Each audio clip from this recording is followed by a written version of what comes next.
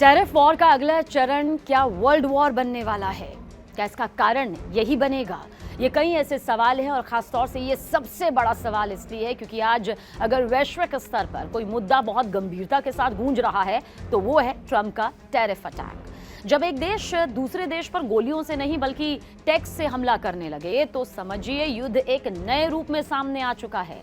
दुनिया आज सिर्फ मिसाइलों या बमों से नहीं लड़ रही बल्कि अब लड़ाई का नया मैदान है आर्थिक युद्ध, और उसका सबसे बड़ा हथियार है टैरिफ वॉर। टैरिफ वॉर आखिर होता क्या है? सीधे शब्दों में कहें तो हमारे सामान पर टैक्स लगाया गया तो हम भी आपके सामान पर टैक्स लगाएंगे, यानी कि आयात निर्यात का जो पैसा है वो अब हमारी अर्थव्यवस्था को मजबूती का सबसे बड़ा जरिया बनेगा टैरिफ। राष्ट्रपति डोनाल्ड ट्रंप ने चीन पर 145% टैरिफ लगाया तो जवाब में चीन ने अमेरिका पर 125% टैरिफ लगा दिया।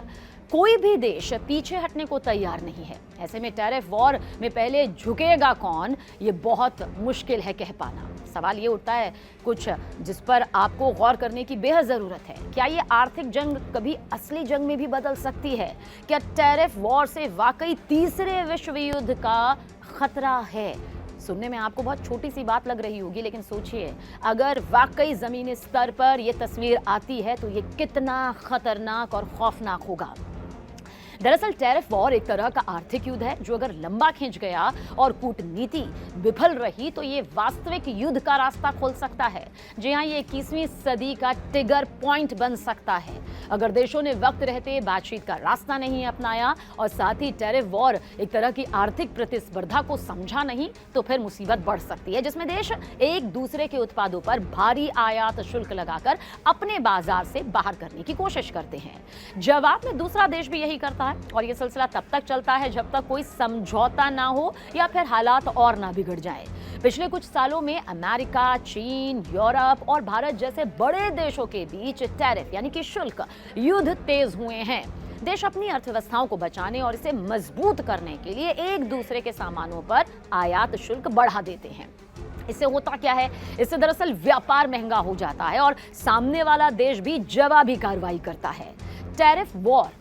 टैरिफ वॉर से देश आर्थिक तौर से एक दूसरे के खिलाफ उग्र हो जाते हैं, जिससे देखिए सबसे बड़ी वजह यह भी रहती है कि इससे एक भरोसा, विश्वास जो दो देशों के बीच में होता है वो टूटने लगता है, रिश्ते बिगड़ने लगते हैं और साथ ही साथ ग्लोबल तौर पर एक तनाव बहुत ज्यादा बढ़ जाता है।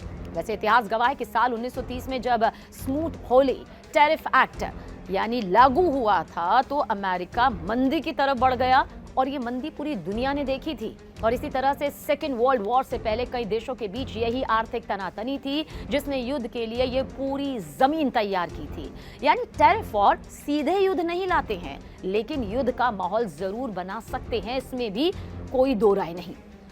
अब एक सवाल और उठता है कि टैरिफ वॉर आज के वक्त में क्यों इतना ज्यादा चिंता का सबब बन रहा है। तो इसकी बड़ी वजह सबसे पहले जानिए, आप पूरी हकीकत या फिर ये कहिए कि आप ये पूरी तस्वीर बहुत आसानी से समझ पाएंगे। दरअसल ये है इसका वैश्विक सप्लाई चेन पर असर पड़ना। इससे वैश्विक सप्लाई चेन पर बड़ा असर पड़ता है। देखिए, एक देश पर लगे टैरिफ का असर पूरी दुनिया की सप्लाई चेन पर पड़ता है। महंगाई बढ़ती है, चीजें कम होती हैं, हर देश किसी ना किसी देश पर डिपेंड है, निर्भर है। टैरिफ बढ़ते ही चीजें महंगी हो जाती है और उत्पादों की उपलब्धता यानी कि जो उनकी मौजूदगी होती है वो घटती है, जिससे जो आम जन है, लोग हैं, परेशान होते हैं और सरकारें जो है वो अस्थिर भी होती हैं। अमेरिका में चीन के उत्पादों पर टैरिफ से इंपोर्ट महंगा होगा। इससे अमेरिकी कंपनीज स्थानीय स्तर पर उत्पादन पर जोर देंगी और विशेष रूप से देखिए जो इलेक्ट्रॉनिक्स हैं, स्टील जैसे सेक्टर्स हैं, दुनिया में एक तरफ डॉलर बनाम युआन की लड़ाई यहां दिखाई भी दे रही है। लेकिन करेंसी वॉर के साथ टैरिफ वॉर जुड़ जाए तो आर्थिक लड़ाई गंभीर हो सकती है। हालांकि ऐसा नहीं है कि टैरिफ वॉर से अमेरिका को फायदा ही फायदा होगा, इससे अमेरिका की जो अर्थव्यवस्था है उस पर भी दबाव पड़ेगा। चीनी सामानों पर 145% टैरिफ लगने से अमेरिका में विशेष तौर से इलेक्ट्रॉनिक्स, कपड़े और खिलौनों की जो कीमतें हैं वो बढ़ रही हैं, बढ़ भी चुकी हैं, अभी और बढ़ेंगी, जिससे अमेरिकी उपभोक्ताओं पर बोझ बढ़ेगा। चीन के जवाबी टैरिफ से अमेरिकी कृषि उत्पादों का जिक्र करें तो निर्यात प्रभावित हो रहा है, यानी अमेरिका में भी प्रभाव है। इससे किसानों को नुकसान हो रहा है, इस वक्त भी झेलना पड़ रहा है। ये रिपोर्ट सब सामने भी आने लगी है।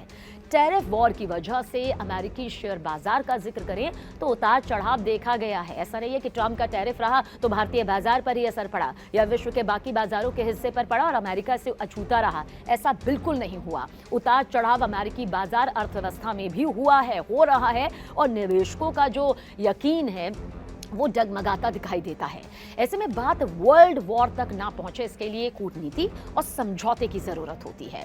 WHO और G20 जैसी संस्थाओं को मल्टीनेशनल डायलॉग के साथ समाधान निकालना ही चाहिए ताकि जो ये आर्थिक टकराव दिखाई दे रहा है वो सैन्य टकराव में ना बदले, क्योंकि आर्थिक टकराव की भरपाई फिर भी वक्त के साथ हो जाती है। लेकिन जब दो देशों के बीच में या दो गुटों के बीच में या वैश्विक स्तर पर दो हिस्से हो जाते हैं और सैन्य टकराव आ जाता है तो इसकी भरपाई करनी बेहद मुश्किल हो जाती है। ट्रेड वॉर को जीतने की बजाय समझौता करना बेहतर है। देखिए, इसमें कोई असली जीत नहीं होती, सबको नुकसान होता है। हालांकि स्मार्टफोन और लैपटॉप जैसे इलेक्ट्रॉनिक उत्पादों को पारस्परिक टैरिफ के दायरे से बाहर करने के बाद अमेरिकी राष्ट्रपति ट्रंप ने कहा कि व्यापार के मामले में कोई भी देश शुल्क से बच नहीं पाएगा। दूसरी तरफ चीन के राष्ट्रपति शी जिनपिंग ने कहा कि टैरिफ वॉर में किसी की जीत नहीं होती। चीन और अमेरिका दोनों देशों को बहुपक्षीय व्यापार की प्रणाली की रक्षा करनी चाहिए। बहरहाल इतिहास तो यही कहता है कि आर्थिक तनाव अगर लंबा खींच जाए तो वो सैन्य तनाव में बदल सकता है और ये कहना गलत नहीं होगा कि टैरिफ वॉर विश्व युद्ध का पहला अध्याय हो सकता है।